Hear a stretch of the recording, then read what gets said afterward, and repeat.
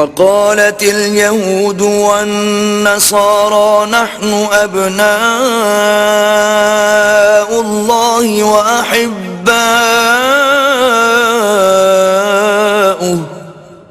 قل فلم يعذبكم بذنوبكم بل أنتم بشر ممن خلق يغفر لمن يشاء ويعذب من يشاء وَلِلَّهِ مُلْكُ السَّمَاوَاتِ وَالْأَرْضِ وَمَا بَيْنَهُمَا وَإِلَيْهِ الْمَصِيرُ۔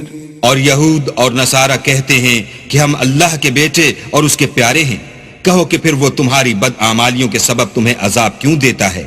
نہیں، بلکہ تم اس کی مخلوقات میں دوسروں کی طرح کے انسان ہو، وہ جسے چاہے بخشے اور جسے چاہے عذاب دے۔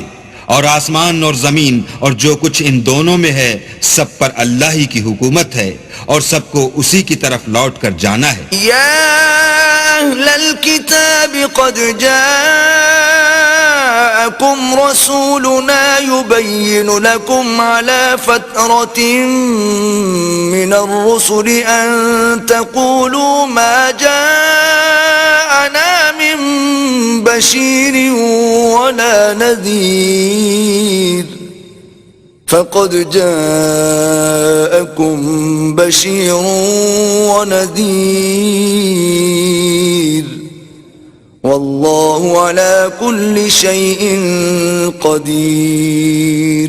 اے اہل کتاب، پیغمبروں کے آنے کا سلسلہ جو ایک عرصے تک منقطع رہا تو اب تمہارے پاس ہمارے پیغمبر آ گئے ہیں جو تم سے ہمارے احکام بیان کرتے ہیں، تاکہ تم یہ نہ کہو کہ ہمارے پاس کوئی خوشخبری یا ڈر سنانے والا نہیں آیا۔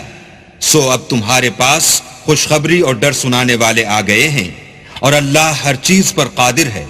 وَإِذْ قَالَ مُوسَى لِقَوْمِهِ يَا قَوْمِ اذْكُرُوا نِعْمَةَ اللَّهِ عَلَيْكُمْ إِذْ جَعَلَ فِيكُمْ أَنْبِيَاءَ وَجَعَلَكُمْ مُلُوكًا وَآتَاكُمْ مَا لَمْ يُؤْتِ أَحَدًا مِنَ الْعَالَمِينَ۔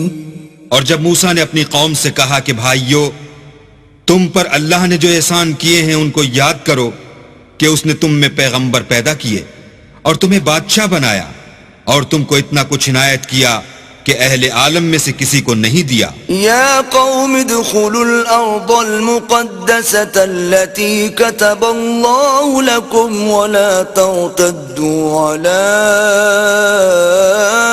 ادباركم فتنقلبوا خاسرین۔ تو بھائیو، تم ارض مقدس یعنی ملک شام میں جسے اللہ نے تمہارے لیے لکھ رکھا ہے چل داخل ہو، اور دیکھنا مقابلے کے وقت پیٹھ نہ پھیر دینا ورنہ نقصان میں پڑ جاؤ گے۔